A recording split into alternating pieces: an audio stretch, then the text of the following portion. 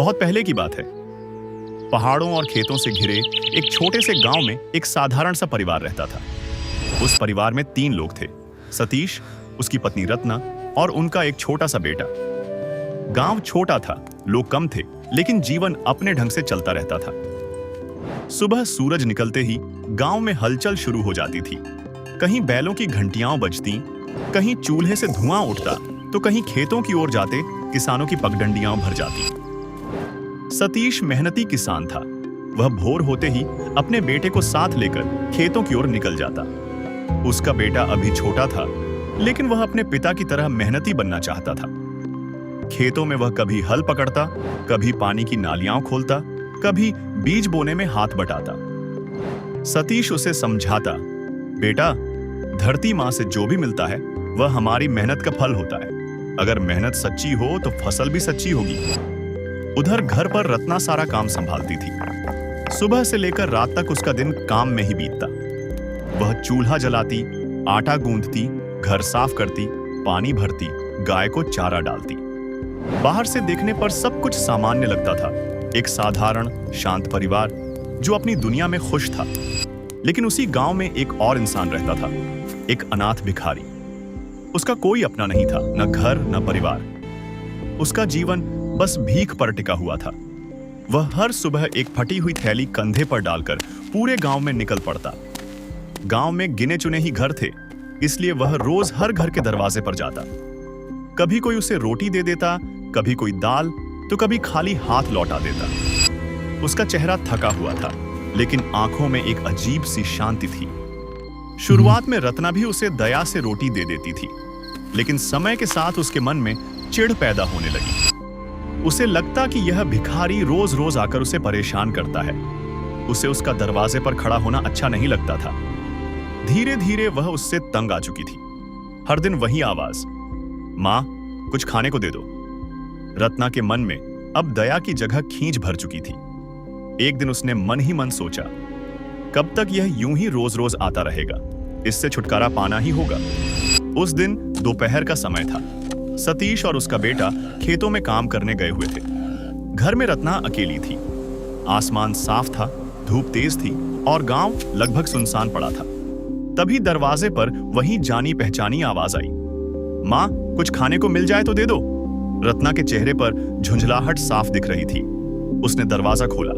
सामने वही भिखारी खड़ा था, थका हुआ, पसीने से भीगा, लेकिन उम्मीद भरी निगाहों के साथ। उस क्षण रत्ना के मन में एक भयानक विचार आया। उसने सोचा, आज घर में कोई नहीं है, आज मौका सही है। अगर इसे खत्म कर दूं तो हमेशा के लिए इससे छुटकारा मिल जाएगा। उसने जल्दी जल्दी आटा गूंदा। उसके हाथ कांप रहे थे, लेकिन उसके मन में क्रोध भरा हुआ था। उसने एक डिब्बे से झर निकाला जो घर में चूहों के लिए रखा था। उसने वह झर आटे में मिला दिया। आटा गूंदते समय उसका दिल जोर जोर से धड़क रहा था। उसके भीतर एक आवाज उसे रोक रही थी, लेकिन उसका क्रोध उस आवाज को दबा रहा था। उसने उस जहरीले आटे से 2 रोटियां बनाई, चूल्हे पर उन्हें सेंका। रोटियों की खुशबू फैल गई, लेकिन वह खुशबू अब मौत की गंध लिए हुए थी। उसने उन रोटियों को एक कपड़े में लपेटा और बाहर आकर भिखारी को दे दिया।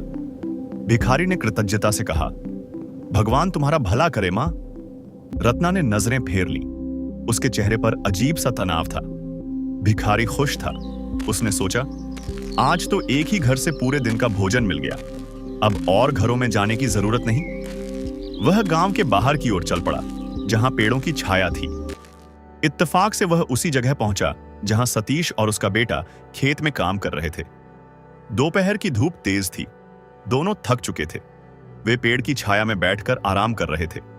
भिखारी ने उन्हें देखा और मुस्कुराते हुए बोला, भाइयों, आज मेरे पास खाना है, आओ साथ बैठकर खाते हैं। सतीश ने मुस्कुराकर कहा, अरे वाह, ये तो अच्छी बात है, चलो बेटा साथ बैठकर खाते हैं। तीनों पेड़ के नीचे बैठ गए। भिखारी ने अपनी थैली से वही रोटियां वो निकाली।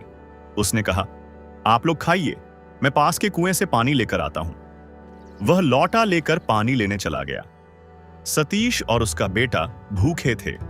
उन्होंने बिना कुछ सोचे समझे रोटियां खा ली। कुछ ही मिनटों में उनके शरीर में अजीब सी बेचैनी होने लगी। सिर घूमने लगा, सांसें भारी हो गईं। बेटा अपने पिता की ओर देखने लगा। बाबा, मुझे अच्छा नहीं लग रहा। सतीश ने भी सीने पर हाथ रखा, लेकिन तब तक बहुत देर हो चुकी थी। दोनों की आंखें पलट गईं और वे जमीन पर गिर पड़े। उधर भिखारी पानी लेकर लौट रहा था। उसे अंदाजा भी नहीं था कि क्या होने वाला है। जब वह वापस आया तो उसने देखा कि दोनों जमीन पर पड़े हैं। उसने घबराकर उन्हें हिलाया, भाई क्या हुआ, उठो। लेकिन कोई जवाब नहीं आया। भिखारी के हाथ से लौटा गिर गया। उसका चेहरा डर से सफेद पड़ गया। वह समझ नहीं पा रहा था कि क्या हुआ। तभी दूर से रत्ना आती दिखाई दी। रोज की तरह वह अपने पति और बेटे के लिए खाना लेकर आ रही थी। उसके चेहरे पर सामान्य भाव थे, लेकिन जैसे ही वह पास पहुंची, उसकी नजर जमीन पर पड़ी। उसका पति और बेटा निश्चल पड़े थे। उसकी सांसें रुक गईं। उसने दौड़कर उन्हें उठाने की कोशिश की। सतीश, बेटा उठो। लेकिन कोई हरकत नहीं हुई। तभी उसकी नजर पास खड़े भिखारी पर पड़ी और अगले ही क्षण उसे सब समझ में आ गया। उसके हाथ से खाना गिर गया। उसके दिमाग में बिजली सी कौंधी। वही जहरीली रोटियां, वही रोटियां। वह वहीं बैठ गई। उसकी आंखों से आंसू फूट पड़े। वह जोर जोर से रोने लगी। यह मैंने क्या कर दिया? हे भगवान, यह मैंने क्या कर दिया? भिखारी स्तब्ध खड़ा था। वह कुछ नहीं समझ पा रहा था। रत्ना अपने बाल नोचने लगी, जमीन पर सिर पटकने लगी। उसका क्रोध अब राख बन चुका था और उसकी जगह पछतावे की आग ने ले ली थी। वह चीख चीख कर रो रही थी। मैंने उसे मारना चाहा था, लेकिन मैंने अपने ही घर को उजाड़ दिया। गांव के लोग शोर सुनकर इकट्ठा होने लगे। जब सच्चाई सामने आई तो हर कोई स्तब्ध रह गया। एक छोटी सी नफरत ने एक पूरा परिवार खत्म कर दिया था। रत्ना की दुनिया उसी पल खत्म हो गई। उसका घर, उसका सहारा, उसका सब कुछ चला गया। वह हर दिन उसी पेड़ के नीचे बैठकर रोती जहां उसके पति और बेटे ने आखिरी सांस ली थी। गांव वालों के लिए यह घटना एक सबक बन गई। जो दूसरों के लिए गड्ढा खोदता है, वह खुद उसमें गिरता है। क्रोध का एक क्षण, नफरत का एक विचार और बदले की एक चिंगारी कभी कभी पूरी जिंदगी जला देती है। और उस गांव में आज भी लोग कहते हैं, दया कभी मत छोड़ो, क्योंकि नफरत का फल हमेशा झर ही होता है।